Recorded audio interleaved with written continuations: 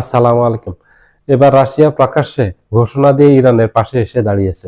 আজকে রাশিয়ার president Vladimir Putin একেবারে প্রকাশ্য ঘোষণা দিয়েছেন যে ইরানের পাশে আছেন সবসময়।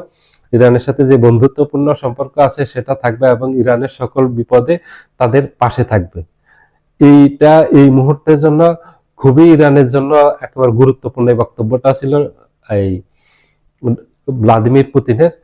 এই এখন যে ক্রাইসিস মুহূর্ত চলে এই বক্তব্যটা দিয়েছেন এই জন্য ইরানে যে নাতানজ পরমাণু বিদ্যুৎ কেন্দ্র আছে সেটাতে গতকালকে পরমাণু কেন্দ্রে ইসরায়েল হামলা চালিয়েছে এবং এটা নিয়ে এই হামলা চালানোর পরপরই আন্তর্জাতিক যে আণবিক শক্তি সংস্থা আছে IAEA সেটার প্রধান রাফায়েল গ্রোসি খুব কড়া প্রতিক্রিয়া দেখিয়েছেন, ইসরায়েলের বিরুদ্ধে বক্তব্য দিয়েছেন। কারণ হলো এটা আন্তর্জাতিক আইনের বিরুদ্ধে। আন্তর্জাতিক যে আইন আছে, পরমাণু আইন আছে, সংস্থা আছে,